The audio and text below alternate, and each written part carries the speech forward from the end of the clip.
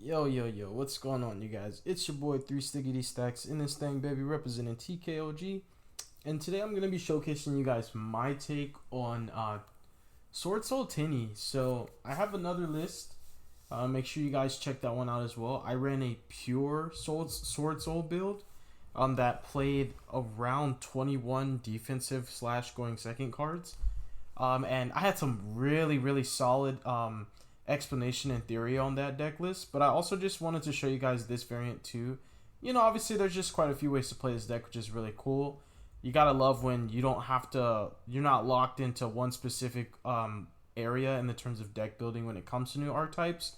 Whenever they have like that splash ability, that aspect should always be exploited, just because it allows you to kind of make the deck interchangeable and adaptable for formats. So there might be a format where like the hero build is better. There might be a format where like the TENYI build actually might be worse. You know, it depends what people start siding and how people prepare for this deck, because they could start putting in certain floodgates that could cripple this build more, but cripple the SWORDSOUL hero build less.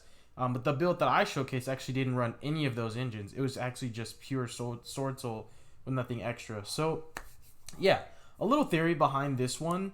So I wanted to play the TENYI cards in this list, obviously, because they offer just a little bit more consistency, and I think a little bit more also just critical mass, the ability to put more bodies onto the field, especially when it comes to going second, and having access to a card like Shaman to play through disruptions a lot better is really good, you guys. I mean, this is one of my favorite cards when it comes to worm archetypes, and I always love whenever I can play this in a deck. People undervalue this card, but it's actually an incredible, and I mean an incredible card. It's so powerful. Shaman is just ridiculous. So yeah, so like I'm not playing like I would say like standard ratios or like a standard build per se. I have my own little twist. It's not a big twist, but it's just my preference. So we're gonna get into that when we talk about the profile. If you guys haven't done so already, please consider subscribing to my channel. Leave a like if you liked the video, leave a dislike if you didn't. Make sure that you click the notification bell if you do subscribe. And if you want to learn from me or be tutored by me or just get any type of mentorship from me to help you to get better at the game when it comes to building, playing, navigating, going first and second, competitive play, studying the format, there's just so many different aspects, so many different topics that we could cover. Those are services that I offer through my Patreon. That is why a lot of people actually do join my Patreon, and I recommend that you become a member of my Patreon and get access to those benefits, because that's the only time that I normally go out of my way to do stuff like that. And if you guys also want to join the Discord, I would highly recommend that, and I appreciate any and all. Just you watching the video, give me a little bit of views, and telling your friends about me is another way that you could support this channel, help it grow. So let's get into it. So for my defensive cards, I'm playing 3 Ash, 3 Gamma, 3 Imperm, 3 Droplet, 3 Talent. And I consider Prosperity to be a going second card. That's why I really like this card a lot. I value it more than other pots because of its ability to literally just add almost any card you can think of from your deck to your hand. I mean, it's an RNG, but it gives you the best RNG. There's no other spell card like Desires or Extravagance or Duality that can really give you a higher chance of seeing a starter or a specific blowout card, which is really powerful. Yeah, I know it cuts you off from drawing from OE. You know, it really sucks, right? It's really not that big of a deal. Prosperity is just insane, including as a going second card. It gets even better. It's ridiculous. So yeah, I'm also on Gamma for multiple reasons. So I'm on Gamma because like the times when you can get Ash in this deck, I noticed a lot is more often than not you just don't have monsters. Like you're either tributing Ecclesia, you're activating Emergence, or you're activating My Spice, Heavenly Dragon Circle, which normally allows you to dodge. Oh, wait, I don't want to talk about that yet. Oh, man. Oh, no. Everybody likes Vessel, and I don't have a problem with Vessel because I actually play the actual TENYI deck, so I know what all these cards do, but yeah, this one's definitely better for me. But yeah, a lot of opportunities when you can get ashed, you're going to have Gamma. It's going to be live more often than not. And it's just a better way to protect your plays, especially when Ecclesia is one of, if not the only play that you have to start with. You know, it feels good to have that Gamma. And it's also the only high impact hand trap that I can main deck that can cover all grounds in terms of matchups minus trap decks, which is really cool. But I mean, going against trap decks, you minimum, you still have Blackout for 2 on end phase, and making cards like Baxia and Yazi to force those back rows can also be pretty crazy. And leaving the Fleur on field, if you're against a trap deck. So it's not that bad. Imper for Floodgates. I like Droplets in this build because of the TENYIs. If we didn't have extra cards that had good value in Grave, I would not really appreciate Droplet as much. It's still a great card, and I would always want to play it. One of the problems that you run into when you don't have all this excess fodder is just not having enough cards to play after you Droplets. And if you do have enough cards to play, you have to sometimes Droplets and not hit everything that's threatening you, and then you still have a little bit of turbulence that you have to fight through. So it's really good in a build like this where you have excess, especially with, hand traps that can be dead like Gamma. It helps out a little bit more. But I do like Droplets a lot. I like that this, with the Spice, helps you to dodge targeting effects just so that you can resolve certain cards, because your engine allows you to actually put more bodies onto the field. Even if you're left with just the token from Moyi resolving, you can still keep playing from that. And that is also going to get me into something else I'm going to talk about shortly here. So I'm also on 3 talents. This is just self-explanatory. Talents is just insane. This deck is prone to get hand trap. It plays through hand traps a lot better. This list does. I still would not play cross out. I just like talents better. I'd rather just take the hand trap and then just look at my opponent's hand. Because more often than not, you just don't lose to one hand trap. This is not like pure Tri-Brigade. It's kind of similar in the lines of plays. They start off pretty linear like Tri-Brigade, but you normally have 2 to 3 routes that you can take, which is good. Whereas Tri-Brigades literally have their normal summon in Karaz. And sometimes you do have those hands, where you literally just have Moyi and Long Yun. It sometimes is like that. But I want to say that this deck's a little bit more resilient. And then obviously we already talked about Prosperity. So coming into starters, Prosperity also counts as a starter. That's why I like this card. It's very diverse. It's a going first and a going second card. Prosperity for 6. More often than not, when your opponent's seeing that you're on talents and droplets, they are going to want to stop this, because if they don't and it hits any of these 6 Imperm, Gamma, talents, or droplets, you're going to trade with the negate anyways. So it's a very high impact card. 3 copies of Emergence. So this card is very, very cool. It's kind of similar to the Vessel of the Dragon Cycle Vessel card, but I ain't gonna lie. This is still... I don't really... Let me just pull this card. I don't even want to pull it up. I don't want to talk about it too much. I personally don't like playing the Vessel card in this particular Sword Soul build. So, Emergence is another way for you to add your worms. Because Vessel foolishes them, so you would have to recur them. So, this is one way for you to search your worms, but I have another way to search my worms. Because, yes, it's just a Rhoda normally, but additionally, when you have the Synchro, you can also just search any worm, which is normally how people get access to the Arc Nemesis and other things of that nature, just for follow-up or continuing to set up your board. And the Graveyard Effect is also one of the reasons why you can make cards like Yazi and go into level 9 Synchros, because of the level manipulation that this card has. So it's very, very good. But I'm going to talk about my Spice right now. Heavenly Dragon Circle. So I like this card better than Vessel. The reason being is because Vessel is only going to have the full value if you open a TENYI, or if you open a Sword Soul and its effect resolves, right? So that means Vessel's good when your hand is good and your opponent doesn't have a hand trap.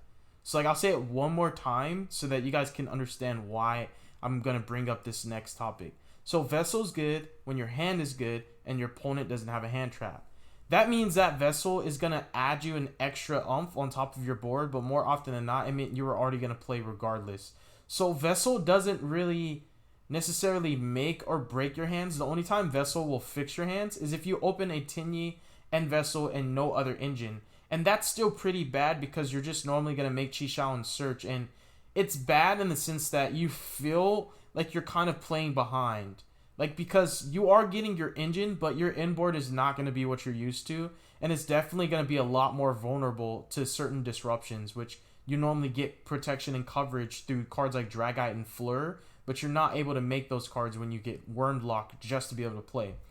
So what Heavenly Dragon Circle does, this is a really cool card, and it's a quick play. So it's very interactive, and I'm going to talk about its competitive applications. So I don't see any Sword Soul lists playing this, but the reason why they're not is because the people that are playing these TENYI cards, they don't even know anything about the deck. So they don't even know that this card exists because this actually belongs to the TENYI archetype. So that is why I feel people aren't running it. I feel if people knew what this card was and what it did, they would at least experiment and try it out, but they don't know anything about TENYI, so they have no idea this card exists. I'm fortunate enough to have already played TENYIs a lot in the past, so my knowledge on using these cards is a lot, I guess you could say, better.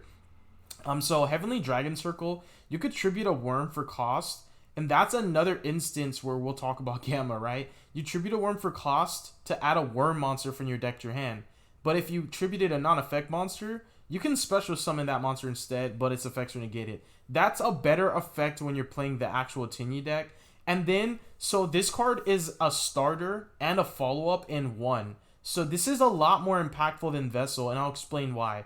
So because it's a quick play, first of all, going first, this is similar to how Book of Moon works in the Flundery's deck, where like you'll use it to dodge a targeting effect, but the Flunder will be face down, so it won't get banished. So you do get to play, but a good part of your engine kind of gets cut off, if that makes sense. Like not having your Flunderies get banished makes a big impact on your follow-ups, and also being able to chain block on your opponent's turn at certain times. So this card's kind of similar in the regards that like when your Mo Yi or your Tai Yi gets impermed or veilered, you can chain cycle. You can tribute them off, and you can add a worm. And that means that you can add a card like Long Young. So you've effectively played through that hand trap and dropped a token on the field for your troubles. So the token on the field is half the equation. So that's why I wanted to compare it to like Book of Moon when you're playing Flunders, because like you will dodge the hand trap, but your Flunder will be face down, so it won't get banished. So that kind of cuts off your follow-ups. So this is a kind of similar situation where like your Sword Soul is gonna resolve, but you're just tributing the non-tuner and leaving the tuner token, and you could search any worm. This also means that you could search a card like Ashina, and that's a big deal because you do control a non-effect monster, because when you tribute the Tai Yi or the Mo Yi to dodge the Imperm or the Veiler or the Chi Xiao in the mirror match, anything of that nature, you will be able to search a TENYI and you can keep playing. Now this is gonna, I have a lot to talk about with this card. This is gonna bring me to a card that I'm so torn on because it comes up so often that it makes me just literally want to play 46 cards. And it's the Shana TENYI. Because simply for the fact that it's the best level 4 that the TENYI archetype has to offer, and it has applications where it will come up where you will actually want to be able to summon this off of Ashina, so that it is a level 4 non-tuner, so that you can still go, for example, Mo Yi, effect, Veiler Imperm, Dragon Cycle Tribute, add Ashina, banish Ashina from hand, and you can summon Shana. And you can make Chi Xiao, and you can keep playing that way. The other thing is, while it's engraved for your next turn, it's a follow-up. You could just banish it and add a TENYI. And this deck really needs follow-ups. Matter of fact, I'm probably just going to have to just at the end of this video kind of cut one card and just keep it at 45, because I feel really weird playing 46, because I know this deck really desperately needs to see its starters. But I definitely will say I have been on the fence about this card because of this card's interactions in those particular niches, in those scenarios. So the other thing that Heavenly Dragon Circle offers is when you open a TENYI, it's very similar to Vessel, right? But it's a little bit better in my opinion, because if you open a TENYI in this, you can tribute that TENYI for cost, and this is where we'll talk about Gamma in a second. And you could just search for Tai, and you can just normal summon Tai and just banish that TENYI. Or if you had another worm, you can banish that worm, make your token, and then you could use that TENYI's effect engrave if you wanted to before you synchro off with the token. So this card is a starter if you open a TENYI monster. It's going to let you play through disruptions better if you already drew your engine. It's a follow-up. And then when it comes to your fully established board, when it comes to cards like Chi Xiao, if your opponent does anything to disrupt this, like if you activate Chi Xiao and your opponent chains Chalice or Droplets and doesn't send a spell, or your opponent chains Infinite and Permanence, I don't know, just anything that targets the card, really. Anything, you can chain Circle tribute it for cost, so its effect will resolve because that targeting negation is pretty much missing its target because it's being removed from the field. And then on top of that, you get to add whatever you wanted, and its graveyard effect is going to kick in next turn for follow-up. So you pretty much plus off of that interaction. So this is okay to set into your fully established board. It makes it to where when your opponent attempts to break your board, it's a little bit harder, and you put extra pressure on them because you get 2 follow-ups in the process of them trying to break your board. You add a worm, and then next turn you get to add a TENYI. So you get to, like, the recovery on this deck becomes a lot stronger when you play this card. When you play Vessel, I know, right? You're like, Stacks, can you just shut up? Like, you spent so much time talking about this one card for a good reason. When you're playing Vessel, it just doesn't have those similar applications. And do not forget, this adds any worms, so it can add anything that your engine needs. That includes the Arc Nemesis, so you effectively have 6 ways to access the Nemesis instead of just the Emergence when you specifically control Synchro. Now you could search one of your win cons even more frequently. So I like this card a lot. I like its graveyard effect, and that will finally bring up the last thing. Because, I mean, you already see my list, right? So if you're here for the list, you obviously didn't have to... You wouldn't even be this far into the video listening. You would have left, like, in the first 3 minutes of the video because you would have saw the list. So if you're here at this point, you're obviously listening. So, like, the other thing is, like, let's say we have Mo Yi or TENYI, right? And we go activate effect, and your opponent's like Chain Imperm or Valor, and you're like Chain Cycle Tribute for cost, and your opponent's like Chain Ash. That is where the Gamma becomes even more clutch because you're trading with 2 hand traps and you're playing through both of them. You've dodged the targeting effect on your normal summon and you Gamma the Ash. That means you can make an Omega. You can do whatever you want after that. It's crazy. You can make a Drag Eye. I mean, dude, it gets pretty gnarly when you get that interaction to actually go off because you trade 2 hand traps from your opponent, play through both of them for your troubles. It's ridiculous. Gamma is just so good in this deck. Oh my goodness. It's just crazy. So yeah, you guys, we talked a lot about this card, but it's my spice. It's the only thing that really makes my deck stand out, because otherwise this would be a standard Sword Soul TENYI list, because the ratios kind of aren't really that flexible, except you could play 3 of this, 2 of it, or 1, but everything else is kind of just already set in stone. So this is the whole thing I want to talk the most about in my deck, because it's the only thing that really set my deck list apart, and I have very good reasons for playing this card. It's a really, really powerful card, honestly, and like I said, I do like it better than Vessel. It has very, very similar applications, but anyways, 3 Ecclesia, 3 Mo Yi, 3 Long Yun, 2 TENYI. I like TENYI's graveyard effect the best. I think this is the most relevant. Being able to foolish any worm or any Sword Soul card is a big deal. Like, drawing is cool and so is burning, but this has the most utility, if that makes sense. You can foolish your TENYIs. You can, I mean, dude, it's pretty crazy. You can set up your graveyard effects to banish, manipulate your levels to go for cards like level 9 synchros. If you're trying to go for Yazi, go for Yazi. This card, it just has so much utility. It's like the best effect when it's used as a material, but it's the worst to just draw by itself. But in this build, it's a little better because you have a lot more ways to add your worms engraved before you actually set this up. And plus, you know, it makes Emergence like literally a 1-card combo. And then we have, oh yeah, that's the other thing. So like when you open Emergence, and let's say like, this is where it gets really cool, because like, if you open Emergence and you go TENYI, and you banish the Emergence, you make Chi Xiao, and then you foolish your Mo Yi, and then you add your Reborn card, and then you activate your Reborn card, and you just like summon Mo Yi, and you have a target in hand. Like, it's like a 1.5 card combo almost. Like, it's basically like, the way I see it is like, all the time, because you normally always have an extra target, it just feels like Emergence by itself is always like that combo, if that makes sense. Because like, all you're missing, the last little glue that you're missing is just a card to reveal off Mo Yi, because you already like foolish off TENYI, search the Reborn of Chi Xiao. It's just so cool, honestly. And like, if you open Emergence plus Long Young, it's pretty similar, because you can go Emergence, TENYI effect, go into Chi Xiao, dump the Mo Yi at the Reborn, and you can just go Reborn, go Mo Yi, reveal Long Young, synchro, draw, and if you drew a target for the Long Young, it feels like it's just a 2-card combo, if that makes sense. So like, if you just have a Pierce or Emergence. That's really what it's renamed. Emergence plus Long Young, and you kind of RNG into that one target that you needed for Long Young. You literally can set up Chi Shao, Dragite, and Baroness de Fleur, but you do the order that you set it up plays into Nibiru harder, if that makes sense.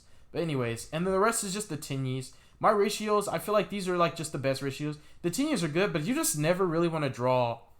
Like, you can be okay with drawing 2, but you never want to draw more than that. More often than not, you really just want to open Ashina. Ashina is the most standalone Tenyi. It allows you to just play the disruptions better as well, and people always ash this card because, to be honest, they just feel like there's no other opportunity to ash because more often than not, the only point where you can get ashed is on the Emergence because nobody's going to ash Moyi to draw when you're chain blocking your Chi Shao. And then the one Reborn. I only play one Blackout. I'm not playing it extra because, as you guys can clearly see, I do not play Instant Fusion and I don't play Goatsark. Not that they're bad cards, but just the space in the main deck that's required and the space in the extra deck. That one extra card in the extra deck and that one extra card in the main deck, it's just for a one of extender when I can just play different cards. I don't hold them in high value, if that makes sense. I think they're cool, they're worth it, but you can literally play without them and you're totally fine. And like I said, this is the card that comes up. It doesn't come up all the time, not to say that it does, but I feel like I'd rather have it and not need it than need it and not have it, if that makes sense. And plus, it makes it really, really difficult when your opponent's navigating your board. And when you're going second, it helps you to push harder because you're able to trigger this effect, like when one of your non-effects die, like Monk, for example. This is where it gets really cool. When this card's in grave and you have Monk, and you go Blackout, pop Monk, pop 2, and then you go Shauna's effect in grave, bring back the Banish, bring back Monk, and then pop a monster non-targeting, so you get 3 pops if you set this up turn 1 in your grave. And going second, you get the bounce off the shooter, you get the pop off this, then you get the pop off of Shaman. That's a play that I personally always do when I play my Tenyi deck, and I like to do that play in this deck. So now extra deck, double Chi Shao. Yes, it does come up sometimes wanting to have the third. I really do miss it, but I can recycle it. So it's okay to play 2 because I can actually recycle it. And then I'm playing 1 Qing Yang. So this card is very, very, very gross. I like this card a lot. I wish that he could just trigger his effect naturally, but it makes sense why he can't trigger his own effect by himself. Like, you can trigger his effect by trying to pop him, like, for example, with Shift, and he'll banish to protect, and then that will get his effect to banish from field and grave. So, like, there's, like, so many cool ways to set up Blackout to where you don't just get the 2 pops off of it. You get, like, an extra pop with something, or you get an extra banish, or disruption via him. And I do play Yazi. Yazi's insane, you guys. You cannot play this deck without Yazi. I feel it's too important. Being able to just trade with back rows while you're breaking your opponent's board and then just summon anything you want from your deck, absolutely ridiculous. And you make this just by level manipulating. I like 2 Baxia. I really do enjoy the 2 Baxia. I like it a lot. It's very, very important. Just make sure you're not messing up with this. A lot of people, like, luckily for me, like, I've actually played all these archetypes. Like, I've played the Tenyi and the Yangzing archetypes by themselves. So, like, I have a better understanding on how the cards work. But, yeah, just make sure you guys understand that Baxia works it only shuffles if the materials were worm. And the worms actually have to have different original attributes. They don't have to be Yangzings. They just have to have different original attributes. And they have to be worms. And some people, like, make this with neither, and literally, some people make this with, like, 2 of the same attribute and literally shuffle 2 cards, and you see it happen a lot. The reason why I like 2 Baxia, though, is it lets you grind better, and making Baxia to clear field, and then on your follow-up play with Baxia to just pop a Monk or pop itself and bring back TENYI, and just keep playing, it's one of the most clutch moments. And you normally burn through 1 for your standard combo when you're trying to make Chao Feng. That's to either force Nibiru or force Gamma. And if not, if your opponent holds it and they don't realize what this card does, then you cut off the access to those cards. Especially forcing Valor early, because you can make this via your actual Tenyi plays. And at that point, you're going for a full worm board. So when you go for your full worm board where you're locked through Ashina, you definitely make Chao Feng, because this card is insane. It's literally a win condition against multiple matchups. It's really, really powerful. Even if it's not Drytrons, there's quite a few decks that rely on their light attributes, including the Mirror Match, cutting off Ecclesia and Ashina, that cuts off 6 starters right there. And it also cuts off Chi from being able to even use its effect. So even in the mirror match, this card's crazy. It's just ridiculous. It's really, really, really good, you guys. And then we play Dragite for obvious reasons. I love playing this whenever I'm maining Nibiru just to like reveal a Nib and just, you know, for the meme. Draco Berserker card is absolutely insane. One of the greatest feelings too is just reviving this off of Shaman. It feels so good. Just bringing anything back off Shaman, even if you just Shaman back your own Chi, it feels really good to just Shaman back your any of your boss monsters that died. Crimson Blader, not just for the mirror, this covers so many grounds. It's ridiculous. Like this card against Flunder, the mirror match, Drytrons cutting off their ritual summoning is a very big deal. They're pretty much only gonna rely on Link summoning and going into Zeus at that point. I mean, Virtual Worlds, this card's just crazy. It's almost like Vanity's Emptiness sometimes. I like Omega. I love the utility of Omega. Its effect in Grave is amazing. Being able to get hand information is amazing. Recurring your banished, especially your TENYIs, is amazing. Another cool play that I always enjoy with Adhara is the fact that you can banish your Sword Souls with the effects of cards like Chi and just use Adhara to add them back so that you have even better follow-up and recursion. So the deck's grind game is not bad. It's just really not desirable. It's not like a, oh wow, this deck has great follow-up. It doesn't. It has like, okay, you might have one backup play, but with the TENYIs and with the Dragon Circle and just with how you can play your cards a little bit better, having better resource management and consolidation being that you don't have to commit so much now, you definitely have way better grind game in this list particularly. And then we have the Fleur. Sometimes I want the other Fleur, but if it dies, you know, you can actually just recycle it. And then the other thing is like when it sticks, more often than not, I return it to the extra deck and just bring something back. So Fleur is a follow-up, if that makes sense, you guys. Just being able to recycle it and just bring back like a TENYI feels really, really good. Really, really good. And then Shaman, one of my favorite worm monsters in the game. Card is absolutely insane. This card is ridiculous. Keep in mind that you cannot activate the effects of monsters summoned from the extra deck except TENYIs. When you make this play, though, it's okay because you're playing through Disruption. So more often than not, you're bringing back a card like Draco. And even if you bring back a non-TENYI, it's not summoned from the extra deck, so you could still use its effect. Just keep that in mind. She's more so a card that allows you to push a lot better through Disruptions, especially when you get hand trapped and you have a card like Taiye or Morie in Grave and you haven't activated their effect yet. You can just use her to retrieve them and then use them to go into something just so that you can have more field presence to push. And then double Monk, you definitely want to play 2 Monk. It does come up, and I really wish that there was a better way to recycle these, but there just isn't. That's going to round up the deck profile, you guys. Let me know what you thought in the comment section below. I'm always open to constructive criticism. Just make sure that you're open-minded and you always try it before you knock it, because you don't know what you're speaking of if you have not experienced playing with the cards yet. But anyways, God bless you guys. Make good choices. Don't hurt your brain cells. Stay tuned for future content and be safe. Peace.